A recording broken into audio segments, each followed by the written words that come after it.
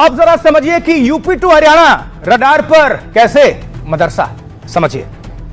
देखिए, उत्तर प्रदेश से लेकर हरियाणा तक मदरसों में जांच चल रही है तेजी के साथ, क्योंकि उत्तर प्रदेश में आतंकी नेटवर्क होने का शक है। यहां से हिरासत में भी तो लिए गए, जिसके बाद एटीएस कई जिलों से डिटेल्स मांग रही है, खंगाल रही है। गोरखपुर में भी एटीएस ने मदरसों की जानकारी मांगी है, क्योंकि यह मुख्यमंत्री की सिटी है गोरखपुर और सीमावर्ती जिला भी है। नेपाल बॉर्डर गोरखपुर से मात्र 100 किलोमीटर की दूरी पर स्थित है और बॉर्डर एरिया में कुछ मदरसे अवैध तरीके से चल रहे हैं, पनप रहे हैं। कई अवैध मदरसों पर योगी का बुलडोजर भी चल चुका है, यानी हंटर चला है। लेकिन अब आतंक की साजिश के शक में पड़ताल चल रही है। हालांकि मदरसों की पूरी जानकारी एटीएस को भेजी जा रही है और ऐसा ही एक्शन हरियाणा में भी चल रहा है, जहां चेकिंग अभियान लगातार जारी है। और सबसे संवेदनशील माने जा रहे हैं मेवात की अगर हम बात करें तो मेवात में पुलिस ने सर्चिंग की है और एसपी ने खुद पुलिस अधिकारियों को पड़ताल के लिए कहा है और मस्जिद मदरसों में जाकर पुलिस तलाशी अभियान चला रही है।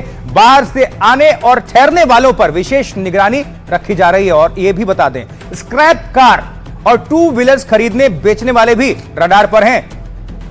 ये सुनते रहिएगा, क्योंकि दिल्ली धमाके वाली कार कई बार खरीदी और बेची जा चुकी थी।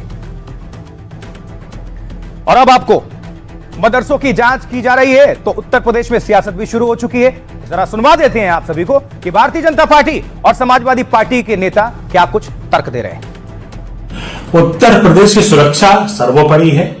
उत्तर प्रदेश के मुख्यमंत्री उत्तर प्रदेश की सुरक्षा के लिए हमारे यहाँ की जो फोर्सेस हैं उनको खुली छूट दी है कि वह किसी भी शिक्षण संस्था की किसी की भी जांच कर सकते हैं।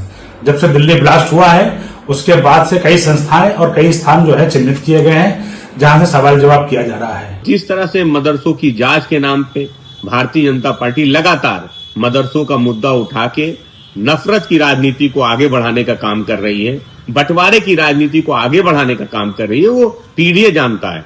उत्तर प्रदेश में लोकसभा चुनाव में पीडीए ने भारतीय जनता पार्टी की इस नफरत की राजनीति को जवाब दिया था।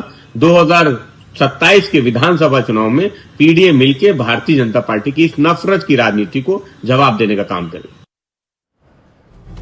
अब आपको हम तस्वीरें दिखाने जा रहे हैं। पहले ये तस्वीरें आप देख लीजिए, ये तो आप देख ही रहे हैं। आप जरा समझिएगा कि मदरसों और मस्जिदों की जांच हरियाणा में भी हो ही रही है। ये नूह की तस्वीर है जो आप देख पा रहे हैं। खासकर मेवात में और नूह में पुलिस एक्शन मोड में है। अब तस्वीर आप देखिए कि मस्जिद में जाकर पूछताछ की जा रही है। गौर करिए इन तस्वीरों पर। मस्जिद हो या मदरसे, तलाशी अभियान जोरों पर है और खुद पुलिस के जो बड़े अधिकारी है वहां पर पहुंच रहे हैं और मदरसा संचालकों से या फिर मौलवी से पूछताछ चल रही है, हर एक एंगल से, हर एक सिलसिले में। कौन आया, कौन ठहरा, कौन बाहर से आया, और कोई भी अगर एंगल निकलता है तो उस पर एक्शन होगा।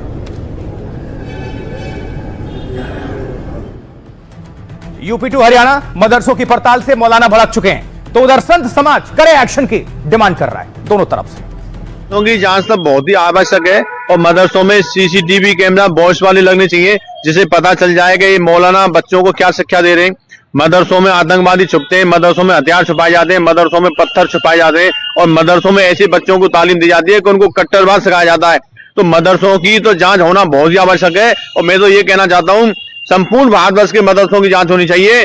बड़ा ही अफसोस होता है ऐसे लोगों पर जो मदरसे को आतंकवाद से जोड़ते हैं या जो है मदरसे की जांच की बात करते हैं। भाई मदरसा ही क्यों, तमाम ही लोगों की जांच होनी चाहिए। जो भी संदिग्ध पाया जाता है उसको कड़ी से कड़ी सजा मिलनी चाहिए। आतंकवाद का कोई मजहब नहीं होता और मजहब इस्लाम आतंकवाद का सख्त मुखालिफ है। तो ये बहुत अच्छी बात है कि आपकी शिक्षा किसके लिए हो रही है ये दिखाना बहुत जरूरी है। आपको विख्यात बनने के लिए धर्म सिखाया जा रहा है कि कुख्यात बनाने के लिए आतंकवाद सिखाया जा रहा है। तो इसमें डरने की कोई बात नहीं है, क्योंकि बच्चे मासूम रहते हैं, लेकिन शिक्षक कैसे हैं और सेवाएं कैसी चल रही हैं, तो बहुत जरूरी है और बहुत ही अच्छा कदम है, बहुत प्रशंसा की बात है। मदरसों में क्या पढ़ाई हो रही है, पढ़ाने वाले कौन लोग हैं, पढ़ने वाले कौन लोग हैं, एजुकेशन क्या होती है, ये सारी चीजें सरकार के पास होनी चाहिए। तो हमें इस पर कोई एतराज नहीं है, करें, लेकिन सिर्फ मदरसों को टीवी पर दिखाना कि मदरसों की जांच हो रही है, ये अन्याय है।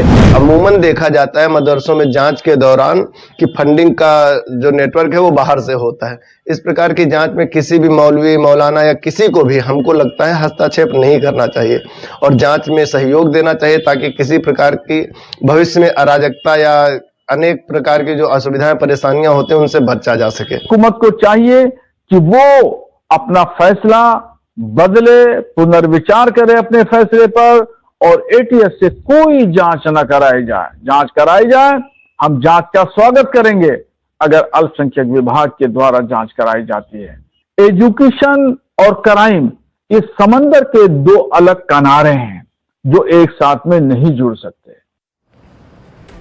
देखिए, सब पे अपने अपने तर्क हैं, लेकिन यहां में समझना होगा जांच बहुत जरूरी है, क्योंकि जांच नहीं होगा तो तफ्तीश कैसे होगी, और अगर कुछ भी अगर कड़ियां जोड़नी है तो वो जुड़ेंगी कैसे। अब जरा समझिए, जांच पड़ताल का मकसद किसी को परेशान या फिर टारगेट करना नहीं है, लेकिन आतंकवादियों के मंसूबे को नाकाम करना जरूर है, ध्वस्त करना ही चाहिए। क्योंकि गुजरात से गिरफ्तार ये आतंकी, आपको याद है जो तस्वीरें आपको दिखा रहे हैं, नजर डालिए जरा ये तस्वीर, जिन्होंने हिंदुस्तान को दहलाने की साजिश रची थी। और अब अगली तस्वीर, ये एक्सक्लूसिव तस्वीर है जिसको आपको हम दिखा रहे हैं, नजर डालिए, जो डॉक्टर मोइनुद्दीन अहमद नाम के आतंकी की बताई जा रही है, और जिसमें वो अहमदाबाद के एक होटल के बाहर नजर आता है, दिखाई देता है। जांच में सामने आया कि सीसीटीवी में वो सफेद कपड़ों में कार के पास जाता हुआ दिखाई दे रहा है, लेकिन इसकी साजिश आप सुनेंगे तो निश्चित तौर पर चौंक जाएंगे।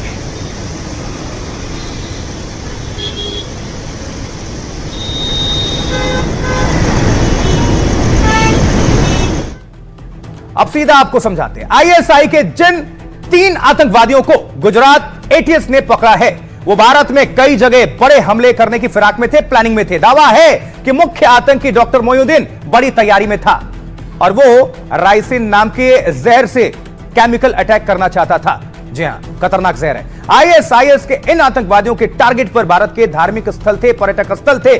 दावा है कि आतंकी मोइनुद्दीन अहमद हरिद्वार भी गया था, उत्तराखंड के हरिद्वार में आतंकी ने कई मंदिरों में रेकी कर ली थी, और इससे पहले भी वो कई शहरों में जाकर रेकी कर चुका था।